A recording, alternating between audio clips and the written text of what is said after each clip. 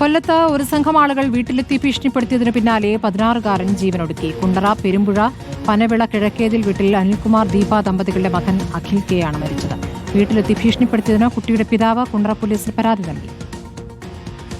സ്കൂളിൽ സഹപാഠിയോടുള്ള പ്രണയം ആരോപിച്ചാണ് ഇന്നലെ രാത്രി ഓട്ടോയിൽ വീട്ടിലെത്തിയ സംഘം അഖിലിനെ ഭീഷണിപ്പെടുത്തിയത്.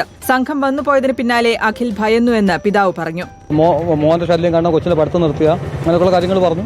പേടിച്ച് കാണും. ഞാൻ എപ്പോഴും ധൈര്യമായിട്ടൊരു കുഴപ്പമൊന്നുമില്ല കാര്യങ്ങളൊക്കെ പറഞ്ഞ് മോനൊന്നും പറഞ്ഞു എൻ്റെ അടുത്ത് സംസാരിച്ച് മോൻ എൻ്റെ ബാക്കി വയ്ക്കുക, അവർ കേസ് കൊടുക്കും, കൊച്ചിന്റെ പഠിത്തം തീർന്നു, അങ്ങനെയൊക്കെ പറഞ്ഞ് സംസാരിക്കും. അഖിലിന്റെ കാല് തല്ലിയൊടിക്കുമെന്നായിരുന്നു വന്നവർ ഭീഷണിപ്പെടുത്തിയെന്ന് ദൃക്സാക്ഷി പറഞ്ഞു.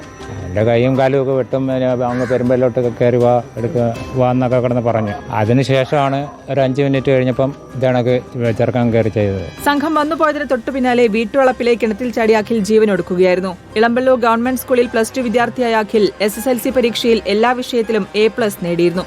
കുണ്ടറ പോലീസ് അസ്വാഭാവിക മരണത്തിന് കേസെടുത്തു. മൃതദേഹം പോസ്റ്റ്മോർട്ടം നടപടികൾക്ക് ശേഷം ബന്ധുക്കൾക്ക് വിട്ടുനൽകും. റിപ്പോർട്ടർ കൊല്ലം.